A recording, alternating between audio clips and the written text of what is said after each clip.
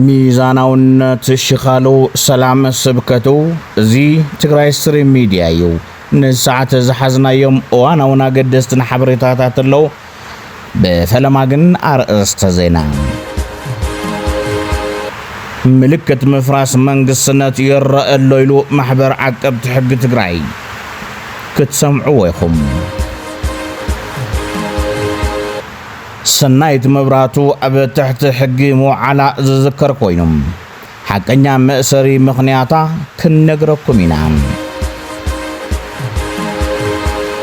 ጌታቸው ረዳ ናብ ትግራይ ሓዱሽ መልእኽቲ ሰዲዱ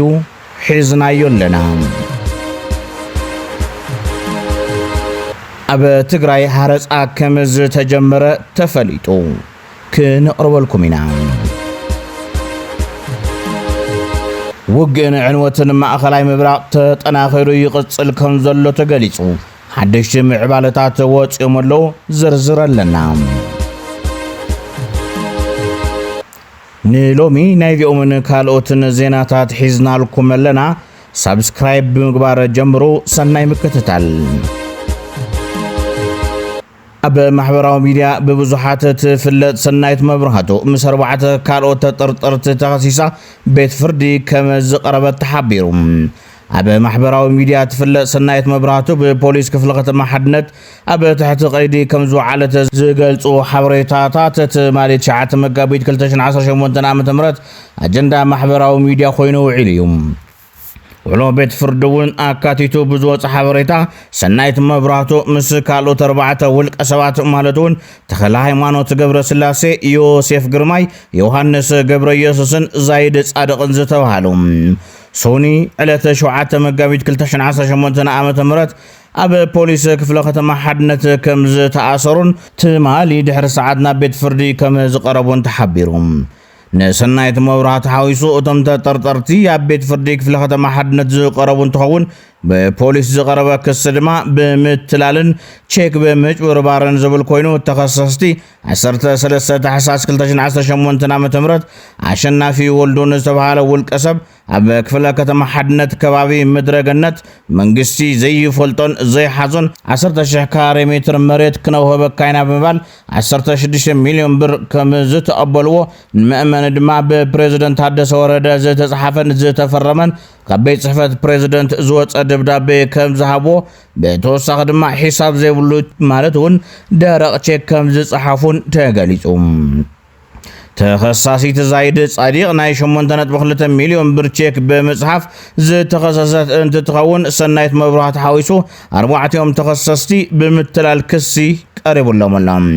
ፖሊስ እቶም ተጠርጠርቲ ብዋሕስን ተወፂኦም ሰነድ ከጥፍኡን ክስውሩን ስለ ዝኽእሉ ብተወሳኺ ድማ ካልኦት 3 ስሞም ዘይተጠቐሰ ተኸሰስቲ ስለ ዘለዎም ንኦም እውን ናብ ሕጊ ንምቕራብ ናይ 14 መዓልቲ ግዜ ቆፀሮ ይወሃበን እንትብል እቶም ተኸሰስቲ ብወገኖም ናይ ቆፀሮ ግዜ ይሕፀረልና ክስ እውን ብቃል እምበር ብፅሑፍ ስለ ዘይቀረበና ብፅሑፍ ይወሃበና ክብሉ ንቤት ፍርዲ ሓቲቶም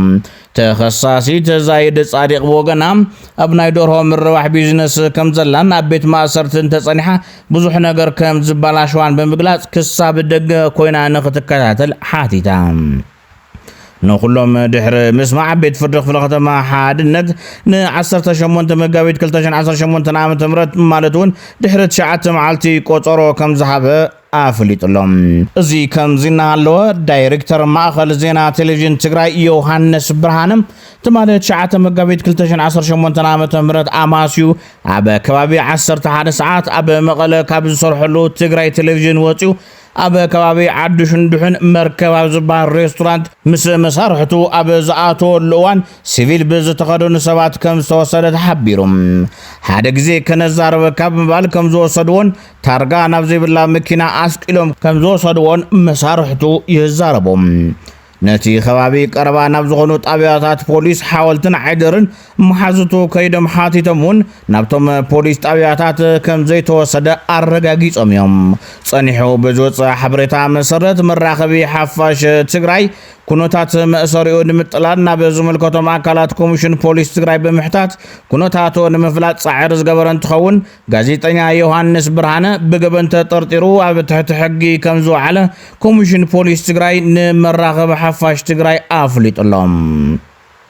أبزغنا زينات معسرتي بزيحم اللوم كابتم نغسروا أسماتهم تتغسوا شويت وداسيون بزيت إزاز بيت فردي عبز حلفة استعسروا خينو غازيت أنيا تقرأي تي في يوحنس برهانا غازيت أنيا تقرأي تلفزيون دمو تزيت غفيلنا عين سرحن نغبلو على عيلكا تباهلو كم استعسر دما من شتاتنا قليصهم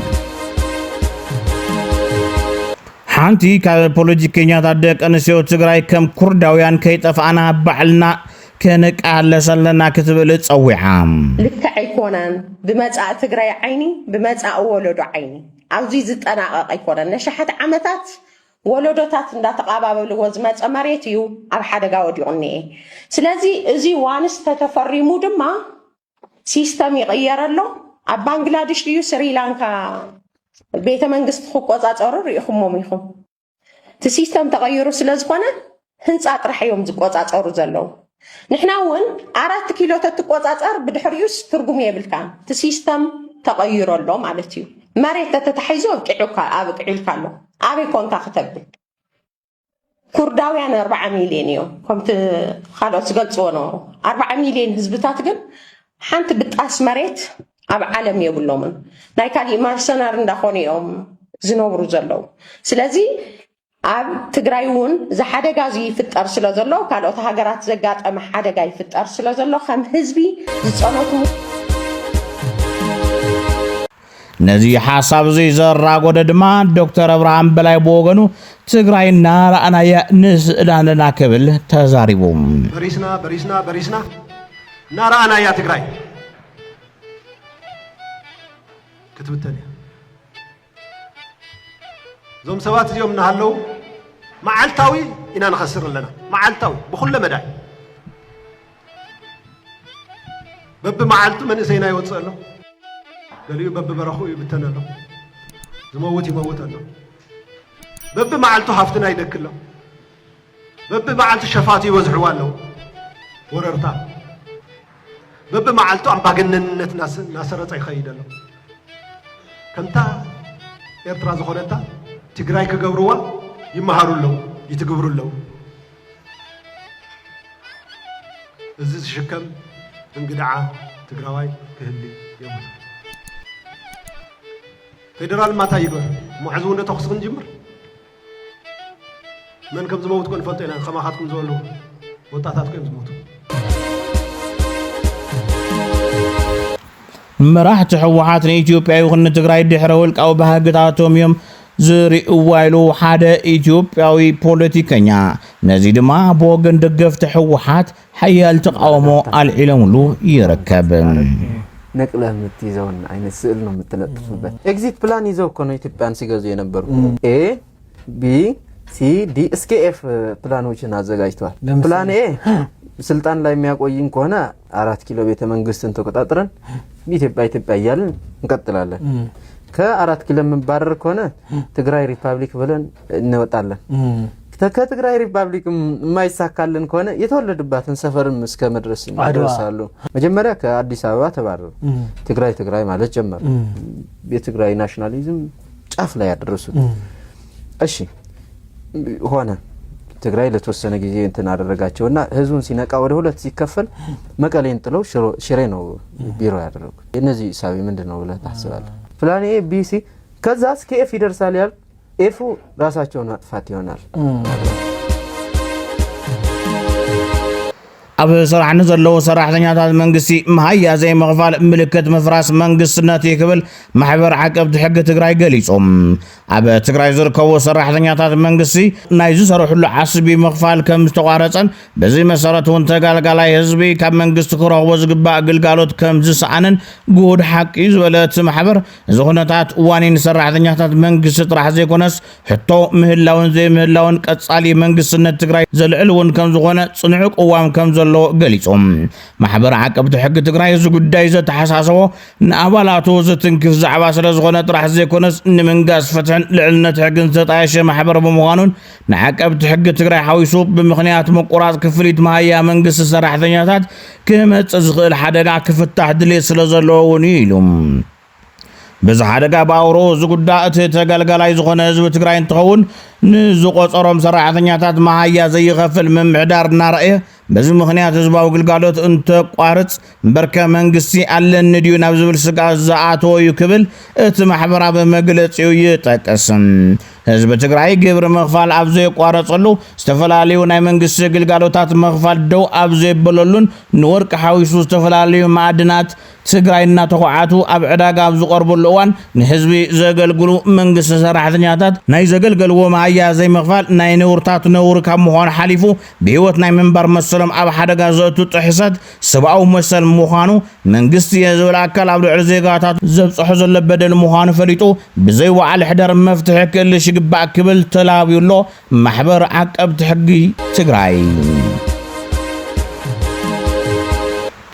بتمساسال زينا دما بانك سيستم انت زيهاليون فيدرال ناب تግራይ ዝገብሮ ርክብ እንተ ተቋሪጹ ወድ ወረደ ፕሬዝዳንት ኮይኑ ዝጸንሕሉ ምኽንያት ምንም የለን ኢሉ ስታሊን ገብረስላሴ ባንኪንግ ሲስተም ከሌለ የነዳጅ ትግራይ ከዘጋ መንግስት ሰራተኛ ከአህመድ ሽዴ ቢሮ በየወሩ የሚላከው የፌደራል የበቃመሩ መሰረት የትግራይ ድጎማ በጀት ከሌለ ወድ ወረደ ፕሬዝዳንት እየተባለ የሚጠራበት ምክንያት ምን አለ ማን ምን ከማን ጋር ለማገናኘት ትግራይ ጋር ከፌደራል ጋር ኢንትሪም አድሚኒስትሬሽን የሚባለው በፌደራል መንግስትና በቲፒኤል መካከል ፕሬዝዳንት ተሾመ የሚባለው ይሄን ፋሲሊቴት ለማድረግ ነው አንደኛው ጉዳይ ስለዚህ ይሄ ቆመ ማለት ዝም ብሎ አንድ 50 አለቃ ነው አንድ አርሶ አደር ነው ፕሬዝዳንት ቢባል ትግራይ ውስጥ ገብቶ ምንም እኩል ነው ምንም አገልግሎት አይሰጥም ያኛው አገልግሎት አይሰጥም ለፕሮቶኮል ካልወስተቀር ይሄን ማወቅ አለበት እሱ ኤፕሪል 8 አይደለም ያልከው ኤፕሪል 8 ይመስለኛል ሹመት የተሾመው ጋፕ ነበር አንድ ወር ምናምን ጋፕ ነበር ከጌታቸው መሄድ ጋር ይመስለኛል ወደ አንድ ወር አሁን 23 24 ቀን ምናምን ቢቀረው 23 ወይ 22 ቀን ስታሊን ገብረስላሴ ኣብ ካሊእ ጉዳይ ድማ ብፍላይ ኣብ ክልል ኣምሓራ መረፃን ምክያድ ዝኸዱ ኣካላት ንውሕስኖም ሓደጋ እዩ ኢሉሎም ፋኖ ቅድም ኢሉ ኣብ ዘውፅኦ መግለጺ ተመሳሳሊ ሓበሬታ መሃቡ ይዝከርም ሳሌል እውን ናብቲ ክልል ንመረፃ ትኸዱ ሓላፍነት ባዕልኹም ተወስዱ ክብል ኣፈራሪሑም ቀድሜ ተቆጣጣሪ ምናምን ወደ አማራ እዛ አደርጋለሁ የምርጫ አስፈጻሚ ነኝ በዚያ አጋጣሚ ልንገራችሁ የኢትዮጵያ ምርጫ ቦርድ አባላት ሜላት ወርቅ ሌሎቹ ኮታር ንገሯት ይሆነ ሜላት ወርቅ $1 ሚሊዮን ሰጣ $500,000 ከፍላ ምርጫ አስፈጻሚ የጤና የጣቢያ ተቆጣጣሪ ምናምን ብላ ወደ አማራ ክልል ሄዱና ኦብዘርቨር ሁኑ ምናምን ብላ በትልካችሁ ወርድ ከራሳችሁ የራሳችሁ ኃላፊነት የምትወስዱት ፋኑ መግለጫ ይሰጥበት ይሆናል የአማራ ህዝብ ለተከታታይ 3 ዓመታት በግልጽ ጦርነት እየተለበለበ ባለበት ድምጻቸውን አጥፍተው አንዳንዶችም ከጨፍጫፊ ጎን ቆመው ያየናቸው አካላት ዛሬ የተለመደውን የቁማር ምርጫ እናሟሙቃለን ብለው መነሳታቸው የአማራ ህዝብ የሚያደርገውን ተጋድሎ ብቻ ሳይሆን የህዝቡን ህልውናም ጭምር የካዱ መሆናቸውን የሚያሳይ ነው። በመሆኑም ህዝብን በጅምላ ለመጨፍጨፍ የሚያስችል ሰነድ ለማግኘት በማሰብ የሚደረገው ምርጫ የሚያጅቡ የፖለቲካ ፓርቲዎችንና በማንኛውም መንገድ የሚያግዙ አካላት ከአገዛዙ እኩል የአማራ ህዝብ ጠላት መሆናቸውን ለማሳወቅ እንወዳለን። ስለሆነም አገዛዙ የሚያደርገው ምርጫ የኢትዮጵያን መሰረታዊ ችግር እንደማይፈታና ህዝብን ማደናገሪያ መሆኑን አውቃችሁ ከሂደቱ ራሳችሁን እንድታገሉ እየጠየቅን ጥያቄያችንን ጥሪያችንን ወደ ጎን በመተው በዚህ የደም ድግስ ላይ አገዛዙን የማጀብና እውቅና የመስጠት ተግባራችሁን የምትቀጥሉ ከሆነ ከአገዛዙ እኩል እንደምናያችሁና እንደምንታገላችሁ እናሳስባለን። አማኻሪ ቀዳማይ ሚኒስትር ኢትዮጵያን አቦምበር ውድብ ስምረትን ዝኾነ ኣይተ ጌታቸው ረዳ ሕዝቡና በትግራይ ዘሎ መነሰይ ብመራሕቲ ሕወሓት ቁማር ከይብላዕ ልቢ ይበሊሉም ሕዚ ፅሩድሩን ሓዊሱ ብዙሕ ምድላወልና ዝብል መደሮም ፅረቃንዛ ኣብ ዘይሓዙሉ እዋን እዮም ዝዛረብዎ ኢሉሎም ተፋተለው ከአርኤ ክንገጥምና ከም 2013 ከመስለኩም ይሕሱ ድማ ፅሩድሩ ለና من يوز حرف نقرأ سرق عن زازي أكو سرعة السردرنا ولو كودنا زحزنك قمر زلمة دسم بسويتو قمر بجزوي قمر زون سازيهم بمن سيتقرأ من قمر زلوا تحدثه نايزي شجر مفتح أكل كون ناس سبنا ناس شجر أكل كون يقصد أنا هذي قال لي عندي في التجارب أي أعمله إذا أبغى نسوي كل خلي أنا أعمله كم تزول قا نيت قدام المنستر أنا يفلتاني الجريزو بمجلسه أنا اللي خلهم ده كم مجلسه كيو أي كم فتش لنا أنا أبو زحي من تاتيهم دو نيرا خمس بان نقولنا في فدرال سراي ناي سلسة 4 ساعات شو قلنا كوني تملسوا أي نملسه تحزن بقنا نخفل لنا because نايزهم سوازيهم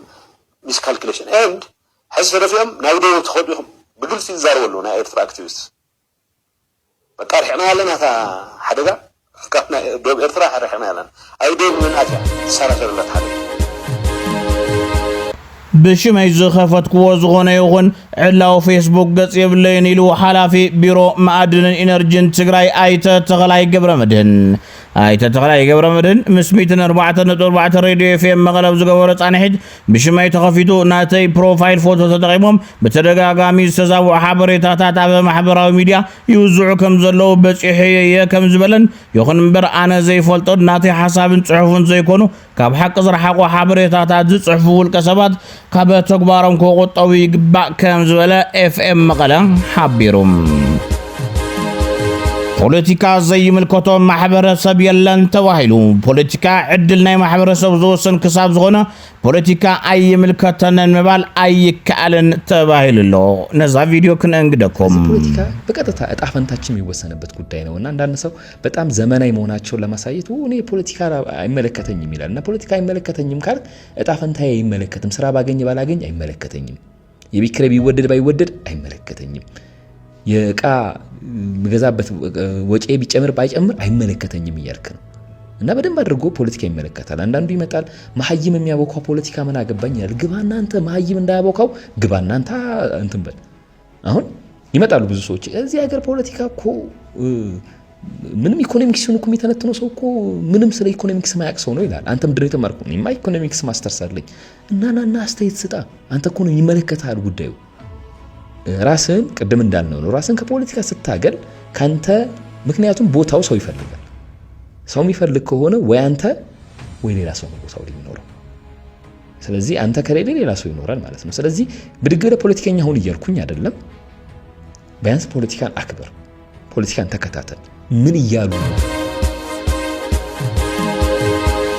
أب تقرأي هرصا كمز تجمر يقلنا صلو جنزب كاش حزم بولد أب مزرزر زلو تقارو لعليهم حادقنيا يلن مو مرحت تقرأي نبزم سبات يوم قزكم ملسو تبهيل اللهم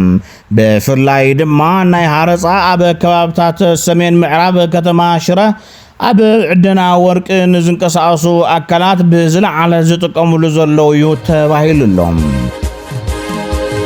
بخالي قزدما وناني دبيت ميديا حيل الرفاينم لعلي صالة صاشح ملشانا ببلتسقنا كمزاتون سراويت ممدو كمزحزن قليتهم لعلي صالة صاشح ملشانا أوروميانا مكلاكا يخوص موسانو ناي كتات أواج مواجهم برقص بغفيل ندال علنا يوم مسيناينا سكعلومي قدمي لنا نالعلم زنورنا ملشا ناي كلن كللات صصاناي كلل كحلو ملشان بوليسن صصاناي كلل كحلو مكلاكيا كلن كللات زلغن تاكيبونا بسمين ناب تግራይ ክኸይድ ዝብል ውሳነ ወሲኖም كلن كللات ملشان ቀዲሞም ከይዶም ተሰኒዮም ዝነወሩ ፖሊስን ملشان እውን እንደገና ብረት ከዓጥቁ ተገይሩ ይግየድ ከም ዘሎ ኣብ ብዙሓት ክልላት ርኢና ኢና أو أوروميا practically ناي أوروميا منغستي بيرو سلام صستان ناي أوروميا خم صوعة مصوعتهم أو زلتيفنا أريناينا هذه 30,000 ناي أوروميا ملشا نام مكلاكيا حوص اللو وزبهال وسانو توصين له زي طرح انت يكون ازتات ناي إثيوبيا سراويتون كاب 10 حدا ناب 10 سلسته لعلك بلا اللون تواهيل له حدا ازي كندي كورات كم زحز تفلطوا يخم حدا جنبار بلو حدا جنبار كندي كورات يحز حدا كور كندي فلط أري حزنا ولكن كالكوليت كورو تقولي أمريكا دفع خفر الزغل بومبا كتكم جميرام እቲ 2270 ኪሎ ዝምዘን ቦምባ ናብ ትሕቲ መሬት ንዝርከቡ ከበርቲ ድፍዓት ዘለዎ ከባቢታት ብዕምቆት ብምእታው ካዕኑ ከም ዝኽእል እዩ ዝግለጽ ዘሎ ሰራዊት ኣሜሪካ በገምገም ባህሪ ኢራን ብወንጨፊ ሚሳይላት ከም ዘውቅዑ ካን ተገለጸ እንታይ ዓይነት ቦምቡ ተጠቂሙ ግን ክሳብ ሕዚ ዝተፈለጠ የለን ኣሜሪካን እስራኤልን ብልፍንቲ ዝጀመሮ ውግእ ኣብ ልዕሊ ኢራን 19 መዓልታት ኣሜሪካን እስራኤልን ብልፍንቲ ዝጀመሮ ውግእ ኣብ ልዕሊ ኢራን 20 መዓልታት ተወፂሩ ዘሎ ኮይኑ ተኸታታሊ መጥቃዕቲ ሚሳይላትን ኣየራትን ኣካይደን እየን ኢራን እውን ኣብ ልዕሊ እስራኤልን መሻርክቲ ኣሜሪካ ዝኾናን ሃገራት ተኸታታሊ መጥቃዕቲ ሕነ ምፍዳይ እናካየደት ትርከብ ኢራን ትማሊ ኣጋምሸት ኣብ ሃገረ ስዑዲ ከተማ ሪያድ ዝርከብ መጻረይ ነዳዲ ክትወቅዕ ኣምሽያላ ኢራን ኣብ እስራኤል ዝፈጸመቶ ምጥቃዕ ስዒቡ 192 ሰባት መጉዳእቲ በጽሕዎም ኣሎ ሚኒስትሪ ጥዕና እስራኤል ከም ዝሓበሮ ኣብ ዝሓለፉ 24 ሰዓታት 192 ሰባት ቆሲሎም ናብ ሆስፒታል ተወሲዶም ኣለዉ ኣብ መንጎ እስራኤልን ኣሜሪካን ምስ ኢራን ዝካየድ ዘሎ ኩናት ካብ ዝጅምር ክሳብ ሕዚ 3727 ሰባት ጉድኣት ከም ዝበጽሖም እቲ ሚኒስተር ወሲኹ ሓቢሩሎም ክቡራት ተኸታተልትና ነሳዕ ዝሓዝናዮም ሓበሬታታት ነዞም ተኸታተልኩሞም ይመስሉ ነይሮም ብትሕዝቶናን ኣቀራርባናን ተፈቲኹምና ሳብስክራይብ ብምግባር ሕለፉ ሰላም ንህዝቢ ትግራይ ሰላም ንኹሉ ወዲ ሰብ